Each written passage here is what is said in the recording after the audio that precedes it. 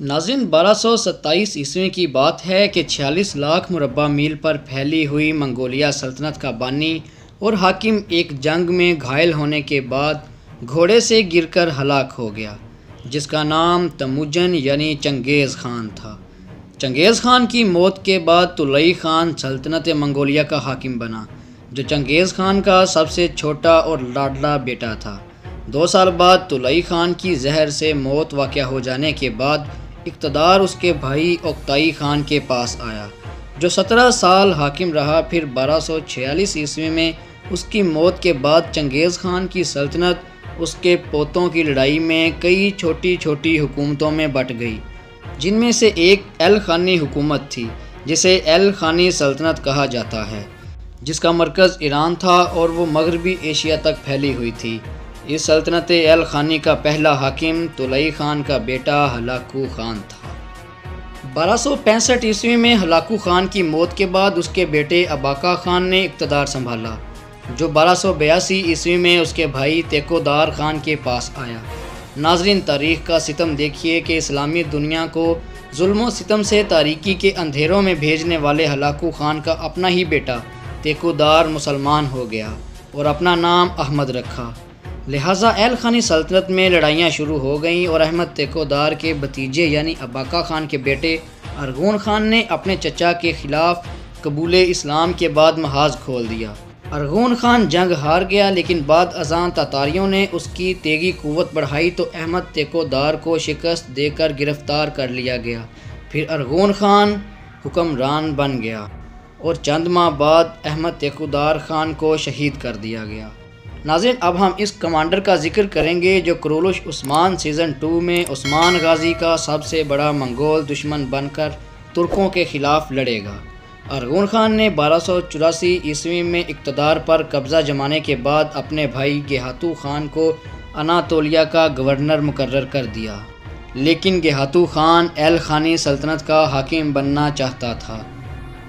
ناظرین، زمینوں پر پھرتے پھراتے اس کا سامنا بدھ مت مذہب کے لوگوں سے ہوا۔ ان سے متاثر ہو کر اس نے اپنے مذہب سماواتیت یا ٹنگرزم کو چھوڑ کر بدھ مت کو اپنا لیا، جس سے اس کی فوج میں اضافہ تو ہوا، لیکن بدھ متوں کے آنے سے منگول سپاہی اور فوجی کمانڈر اس سے متنفر ہو گئے۔ اس نے بکاؤ ترکوں کے ذریعے ہی سلجوق سلطنت کو اپنے ہاتھ کی کٹ پتلی بنا لیا اور اناطولیہ کے شہر اکسرائے میں 1286 عیسوی کے اندر بھاری محصولات عائد کر دیے، جن کی بدولت سلجوقوں نے بغاوت کر دی۔ اس نے 2 سال کے اندر 1288 عیسوی میں بغاوت کو کچل کے رکھ دیا اور اناطولیہ کے چند علاقوں کے علاوہ سب پر قبضہ جما لیا۔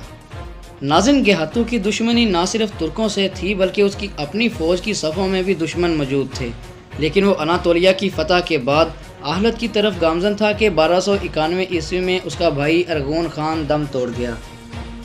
کہا جاتا ہے کہ اقتدار کی ہوس نے گیہاتو خان کو اس قدر مجبور کر دیا کہ اس نے اپنے بھائی کے خلاف سازش کر کے ارغون خان کو زہر دلوا کر مروا دیا۔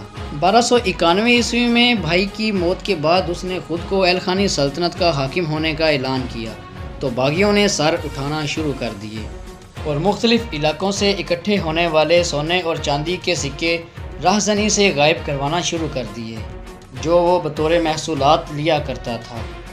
وہ اب اناطولیہ کے گورنر سے ایل خانی سلطنت کا حاکم بن چکا تھا۔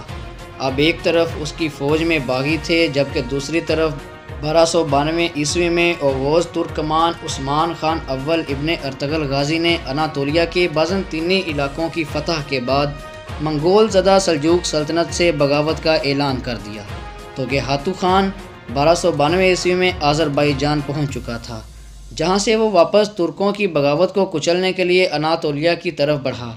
حالات کچھ ایسے تھے کہ اب ایک طرف سونا اور چاندی کی مسلسل چوری سے کمزور ہونے والی معیشت تو دوسری طرف سربہ کفن ترک جنگجو تھے۔ گیہاتو تقریباً 2 سال تک ترکوں سے لڑائی کے دوران مار کھاتا رہا، لیکن ہار مان کر واپس الداخ میں پہنچا۔ ناظرین، الداخ پہنچنے کے بعد باغیوں نے اس کے کزن بیدو خان کے ذریعے اسے جنگ میں شکست دینے کے لیے میدان سجا رکھا تھا۔ یہ لڑائی ہمادان کی جنگ کہلاتی ہے، جس میں گیہاتو نے شکست کھائی اور فرار ہونا چاہا، لیکن مرجان کی طرف بھاگتا ہوا جنگ کے تیسرے روز گرفتار ہو گیا۔